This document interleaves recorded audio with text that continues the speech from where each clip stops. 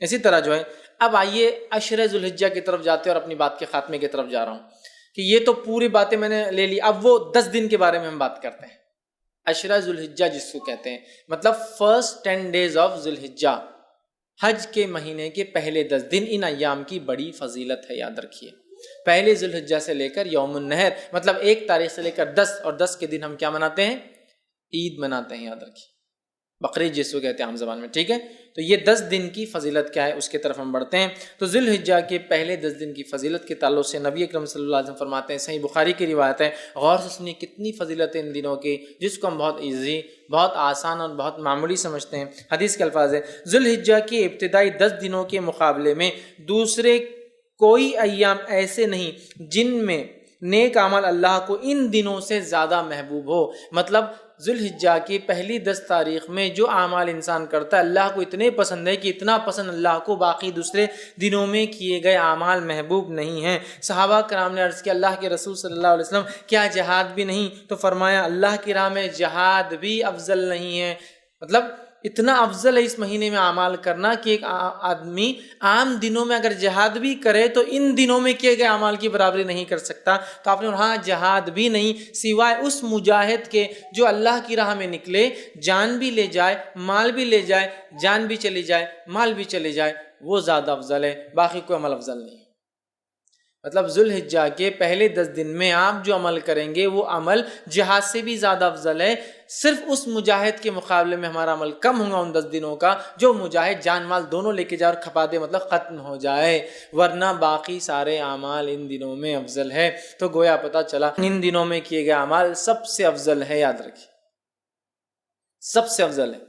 تو آپ جب پتہ چل گیا سب سے افضل ہے تو ہمیں خوب کوشش کرنا چاہیے۔ اور اس کے تعلق سے حافظ ابن حجر عسقلانی رحمہ اللہ لکھتے ہیں کیوں اللہ نے ان ایام کو سب سے افضل بنایا ہے، اور بڑی اچھی بات لکھتے ہیں، اور ایک حکمت، بڑی اچھی حکمت وہ لکھتے ہیں، اور وہ فرماتے اور کہتے ہیں اللہ تعالیٰ نے عشرہ ذوالحجہ، پہلے ذوالحجہ کے پہلے 10 دنوں کو اس لیے فضیلت اور شان اور شوکت بخشی ہے، اس کا سبب یہ وہ لکھتے ہیں یہ وہ دن ہیں جن میں ساری عبادتیں ایک ساتھ مل جاتی ہے۔ یہ وہ ایام ہے، یہ وہ مہینہ ہے جس میں ساری عبادتیں مل جاتی ہے۔ توحید تو ہے، ایک مسلمان چلتا ہے، نماز، روزہ، صدقہ اور حج، سب چیزیں ایک ساتھ آتی ہے اس مہینے کے اندر۔ اس کی اسپیشلٹی ایسا ہے، اور کوئی مہینہ نہیں ہے سال کا جس میں ساری عبادتیں ایک ساتھ آئے۔ آپ بولیں گے روزہ کہاں سے آ گیا؟ میں آگے آ رہا ہوں روزے کی طرف۔ اس دن نفل روزہ رکھ سکتے ہیں آپ ان 10 دنوں کے اندر، آگے میں رکھوں گا انشاءاللہ۔ چونکہ ساری عبادتیں وہ کہتے ہیں ایک ساتھ مل جا رہی، سب سے افضل اعمال ہے، تو ظاہر سے صدقہ بھی سب سے افضل اسی مہینے کا ہے۔ تو وہ کہتے ہیں چونکہ سارے اعمال ایک ساتھ مل جا رہے ہیں، توحید تو ہے ہی، نماز ہو جا رہی ہے، روز انسان پڑھتا ہے، روزہ بھی ان ایام کے اندر ہے، پہلے تاریخ سے لے کر 9 تاریخ تک روزہ رکھنا یہ سنت، اور اللہ کے رسول ہمیشہ رکھتے تھے ہر سال یہ روزے، فرسٹ 9 روزے ذوالحجہ کے، پہلے 9 دن کے روزے، 10ویں دن تو عید ہے، ٹھیک ہے، رکھتے تھے۔ تو روزہ بھی مل گیا، نماز بھی مل گئی، توحید پر انسان تھا، صدقات بھی کرے چونکہ سب سے افضل عمل ہے، اور اس میں حج بھی آ جاتا ہے، سارے ارکان ایک ساتھ آ رہے ہیں۔ تو وہ کہتے ہیں اس وجہ سے اللہ نے یہ حکمت ہو سکتی ہے کہ ان 10 دنوں کو اتنی زیادہ اہمیت دی، اور واقع میں ایسا اور کبھی نہیں ہوتا، یاد رکھیے۔ لیکن ایک سوال، کیا شب قدر سے بھی افضل ہے یہ؟ تو نہیں، یاد رکھے نہیں، وہ ایک اسپیشل ہے، اللہ نے قرآن میں جب بیان کر دیا تو اب اس کو ضرورت نہیں الگ سے وہ کرنے کی۔ شب قدر اور رمضان کا عشرہ اس کی ایک الگ ہی اپنی اہمیت ہے، وہ مستحکم، اس کی فضیلت بالکل ثابت ہے۔ اب جو باقی باتیں نہیں اس کے بعد ہی، اس کے نیکسٹ ہی ہوں گا، یاد رکھیے، ٹھیک ہے۔ تو سب سے افضل ہے، تو ان ایام میں ہمیں خوب سے خوب زیادہ زیادہ عمل کرنا چاہیے۔ اب وہ جو تکبیرات وغیرہ میں نے کہی تھی روک دیا تھا، ایام تشریق میں کرنا ہے، اب عشرہ ذوالحجہ میں بھی تکبیرات کو کہنا ہے، اور پورے 10 دنوں تک، اور باقی کے 3 دن۔ تو آئیے وہ تکبیرات میں سب سے پہلے ہم خوب تکبیریں کہیں۔ مسند احمد کی روایت ہے، آپ سے فرماتے رہے، کہتے ہیں ان 10 دنوں میں، مطلب ذوالحجہ کے پہلے عشرے میں کے مقابلے میں دوسرے کوئی ایام ایسے نہیں جن میں نیک اعمال اللہ کے یہاں زیادہ درجے والے ہو، لہٰذا ان دنوں میں کثرت سے اللہ کی وحدانیت بیان کرو، اللہ کی بڑائی بیان کرو، اور اللہ کی حمد بیان کرو۔ ان 10 دنوں سے زیادہ عمل اللہ کو کوئی پسند نہیں، لہٰذا اللہ کی وحدانیت، ایک ہونا بیان کرو، اس کی توحید بیان کرو، اور اس کے تعلق سے آپ آگے فرما رہے ہیں اس کی جو ہے بڑائی، اس کی تکبیر بیان کرو، اور اس کی حمد بیان کرو، ٹھیک ہے۔ اب آئیے اللہ کی وحدانیت بیان کرنے سے کیا مراد؟ لا الہ الا اللہ، یہ کہنا، یہ وحدانیت بیان کرنا ہے نا۔ اسی طرح اللہ کی جو تکبیر بیان کرنے سے کیا مراد؟ اللہ اکبر کہنا، اور دیگر تکبیرات جو اللہ کی بڑائی بیان کرتی ہے وہ کہنا۔ اسی طرح جو اللہ کی حمد بیان کرنے سے کیا مراد؟ اس کی تعریف بیان کرنا، ہر چیز کے اوپر اس کی پاکی اور اس کی تعریف بیان کرنا، یہ اس سے مراد ہے۔ اور پہلے ذوالحجہ سے لے کر 10 ذوالحجہ تک جو تکبیرات کہتے ہیں ان تکبیرات کو مطلق کہا جاتا ہے، یاد رکھیے۔ تو پہلے ذوالحجہ سے لے کر 9 ذوالحجہ تک جو تکبیرات انسان بیان کرتا ہے اسے تکبیر مطلق کہتے ہیں، مطلب وہ تکبیریں جو مطلق ہیں۔ اور 10 ذوالحجہ سے لے کر 13 جو تکبیر بیان کرتی ہے اس کو کہتے ہیں تکبیر مقید، وہ قید ہوتی ہے، کسی عمل کے ماتحت چلتی ہے، یاد رکھیے۔ تو یہ تکبیرات ہیں۔ اب کیا تکبیرات بیان کریں؟ تو آئیے پہ کچھ چند تکبیرات جو ثابت ہے وہ آپ کے سامنے رکھ رہا ہوں، جو ہم بیان کر سکتے ہیں۔ پہلی روایت مصنف ابن ابی شیبہ کی ہے، اس کے اندر آتا ہے کہ آپ جو تکبیر بیان کر رہے ہیں بڑائی وہ ہے اللہ اکبر اللہ اکبر اللہ اکبر لا الہ الا اللہ واللہ اکبر وللہ الحمد۔ یہ سب سے کامن ہے جو ہم لوگ عموماً کرتے ہیں۔ اللہ اکبر اللہ اکبر اللہ اکبر 3 بار ہے۔ لا الہ الا اللہ، نہیں کوئی معبود سوا اللہ، اللہ بڑا ہے اللہ بڑا ہے اللہ بڑا ہے، نہیں ہے کوئی معبود سوا اللہ کے، واللہ اکبر اور اللہ بڑا ہے، وللہ الحمد اور ساری تعریف اللہ کے لیے۔ تکبیر اور اللہ کی حمد دونوں ایک ساتھ آ گئی، یہ سب سے مشہور اور معروف ہے، یہ آپ پڑھ سکتے ہیں۔ دوسرا جو پڑھ سکتے ہیں جو ثابت ہے وہ یہ ہے الفاظ اللہ اکبر کبیرہ، ٹھیک، اللہ اکبر کبیرہ والحمد للہ کثیرہ وسبحان اللہ بکرۃ واصیلہ۔ دوسرا آپ یہ کر سکتے ہیں اللہ اکبر کبیرہ والحمد للہ کثیرہ وسبحان اللہ بکرۃ واصیلہ، یہ آپ دوسرا کر سکتے ہیں۔ تیسرا آپ جو کر سکتے ہیں اللہ اکبر اللہ اکبر اللہ اکبر کبیرہ، اللہ اکبر اللہ بڑا اور اللہ سب سے بڑا ہے، یہ بھی ثابت اللہ اکبر اللہ اکبر کبیرہ، ٹھیک ہے۔ اس کے علاوہ جو ثابت ہے فتح الباری میں جو روایت آتی ہے اس میں یہ ہے اللہ اکبر اللہ اکبر کبیرہ اللہ اکبر، یہ الفاظ بھی جو ہے آپ ادا کر سکتے ہیں۔ اس کے علاوہ ایک اور جو الفاظ ثابت ہے وہ یہ ہے سبحان اللہ والحمد للہ لا الہ الا اللہ واللہ اکبر اللہ اکبر وللہ الحمد۔ یہ تمام تسبیحات آپ کثرت سے ان ایام میں پہلے سے لے کر 13 تک کثرت سے بیان کر سکتے ہیں۔ صحابہ کا ان ایام میں کیا معمول تھا، جو میں نے رکھا تھا نا کہ تکبیرات آپ نہیں پڑھتے، وجوہات شرم آتی فلاں، صحابہ کا کیا معمول تھا؟ آئیے امام بخاری نقل کرتے ہیں کہ عبداللہ ابن عمر رضی اللہ عنہما اور ابو ہریرہ رضی اللہ عنہ، یہ دونوں صحابی جو ہے ان 10 دنوں کے اندر بازار کی طرف جاتے اور بازار میں جاتے اور اتنے زور سے تکبیر کہتے ہیں کہ لوگ بھی ان کی تکبیرات کو سن کر وہ بھی تکبیر کہتے ہیں۔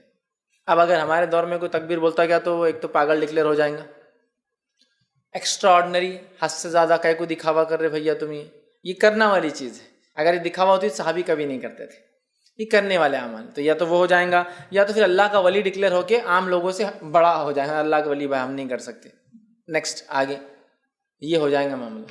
صحابہ نکلتے تھے اور اتنی زور سے بولتے تھے کہ سننے والے غفلت میں ہیں، بازار میں لوگ مارکیٹ میں بھول گئے، ارے یاد آ گیا ذوالحجہ چالو ہے اور اس کے اپن نہیں بولو تکبیرات بیان، تو اتنی زور سے بیان کرتے ہیں کہ لوگ ان کی تکبیرات سن کر تکبیر بیان کرتے ہیں۔ عبداللہ بن عمر رضی اللہ عنہ کے تعلق سے آتا کہ مینا میں اپنے خیمے میں، مطلب حج کے لیے جاتے، مینا میں اپنے خیمے میں اتنی زور سے تکبیر بولتے کہ آواز مسجد میں چلی جاتی تو مسجد والے تکبیر بولتے، مسجد والے تکبیر بولتے تو آواز بازار میں چلی جاتی تو بازار والے تکبیر بولتے، اور چنانچہ روایت میں آتا ہے کہ مینا تکبیرات سے گونج اٹھتا تھا، بخاری کی روایت ہے، مطلب وہ یہاں بولتے تو مسجد والے سن لیتے، مسجد والے بولتے تو بازار والے سن لیتے، بازار والے بولتے تو اتنی زور سے آواز ہوتی کہ پورا مینا آواز سے گونجتا تھا، لوگوں کی تکبیرات لوگ بیان کرے، جیسے حج میں ہوتا ہے نا، تو یہ حج میں تو کرنا ہی ہے، بازار میں بھی کرتے تھے، مطلب یہ حج کو نہیں کہتے شروعات میں، بازار میں بھی کرتے چلتے پھرتے۔ تو ہمیں خوب تکبیرات اس مہینے میں بالخصوص 1 سے لے کر 10 اور 10 سے لے کر 13 تک بیان کرنا ہے۔ تو اسے پتہ چلا کہ ہمیں چلتے پھرتے اٹھتے بیٹھتے ان میں تکبیرات بآواز بلند زور سے بیان کرنا ہے، اور عورتیں چونکہ وہ زور سے نہیں کر سکتی تو وہ پست آواز میں، ہلکی آواز میں اپنے گھروں میں کریں گی۔ ہاں اگر گھر میں غیر محرم کے سننے کے ڈر نہ ہو تو عورتیں بھی بلند آواز میں تکبیرات پڑھیں گی۔ سمجھ لیجیے گھر میں صرف محرم ہے، بھائی ہے، والد ہے، بچے ہے، سگے بھانجے بھتیجے محرمات، تو عورت تیز بول سکتی ہے، لیکن ڈر ہو کہ غیر محرم سنیں گے تو پھر پست آواز میں بولیں گے، لیکن عورت بھی بولیں گی، اور میں تو کہتا ہوں عورت ہی پہلے بولے تو پھر بچے بھی بولیں گے، بچے تو ماں سے ہی سیکھیں گے نا، بہرحال تو عورت بھی بول سکتی ہے، ٹھیک ہے۔ اسی طرح جو ہے تکبیرات کے علاوہ ان ایام میں ہمیں کیا کرنا ہے، تو ان ایام میں ہمیں روزے رکھنا ہے۔ کون سے؟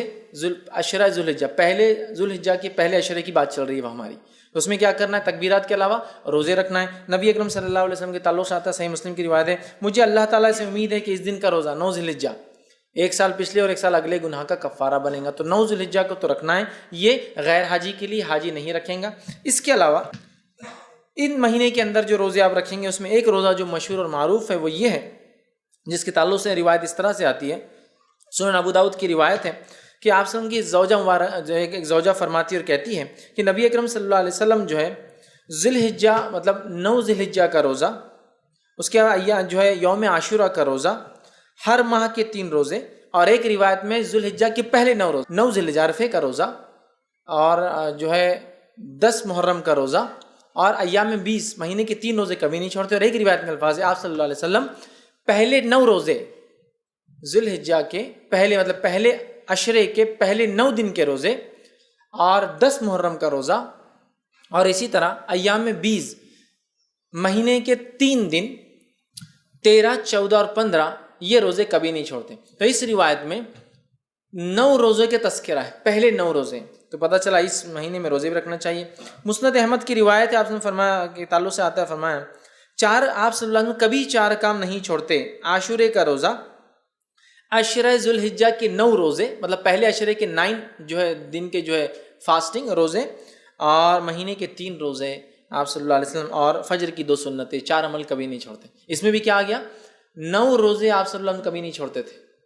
تو عشرہ ذی الحجہ میں روزہ بھی رکھیے، تکبیرات، روزہ 9 روزے رکھ سکتے ہیں، 9 نہ بھی ہو پائے تو کم از کم ایک تو ضرور رکھیے، عرفے کے دن کا روزہ، ٹھیک ہے، یہ بھی جو ہے اس میں عمل کرنا ہے۔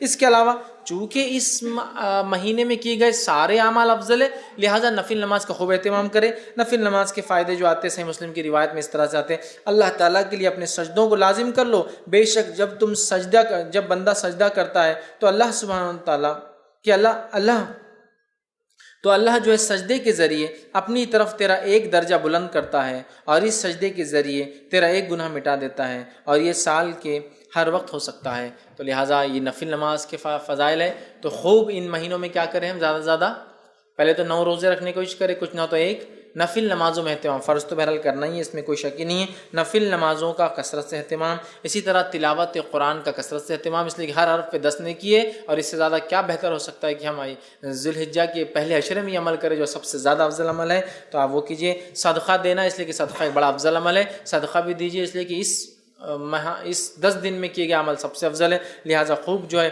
صدقہ آپ کیجیے، اور دیگر جتنی نیکیاں ہو سکتی وہ کریں، اور بالخصوص گناہ کبیرہ سے اور حرام کاموں سے اپنے نفس کو بچائے، بالخصوص گناہ کبیرہ سے اور حرام کاموں سے اپنے نفس کو بچائے، اس لیے کہ محترم اور حرمت والے مہینوں کو پاس اور لحاظ رکھنا یہی ہے کہ اس میں ہم گناہ اور معصیتیں کام نہ کریں، نیکیوں میں اضافہ کریں۔ تو جہاں ہم نیکیوں میں اضافے کی میں بات کر رہا تھا اب تک، تو یہاں گناہوں سے بچنا بھی بہت زیادہ ضروری ہے، اس لیے کہ یہ ایام میں کیے گئے اعمال سب سے زیادہ افضل ہے، لہٰذا خوب نیکی کا ہم اہتمام کریں، اور خوب اپنی نفس کو گناہوں سے بچائے، وہ چاہے ذی الحجہ کا مہینہ ہو یا دیگر اور 3 مہینے، مطلب ٹوٹل 4 مہینے حرمت والے، ان چاروں مہینے کا احترام کرے، حرمت کا پاس و لحاظ رکھے، گناہ اور معصیت سے اجتناب کرے، بالخصوص کبائر سے اپنے آپ کو بچائے، اسی طرح نیکیوں میں اپنے آپ کو آگے بڑھانے کی ہم جو ہے خوب سے خوب جو ہے کوشش کریں، اور بالخصوص وہ اعمال جو اعمال ہمیں بتائے گئے ان ایام میں کرنے کے، ان اعمال کو ہم جو ہے کثرت سے کرنے کی کوشش کریں، زیادہ سے زیادہ نیکی کریں، اور زیادہ سے زیادہ گناہوں سے اپنے نفس کو، اپنے آپ کو بچانے کی کوشش کریں۔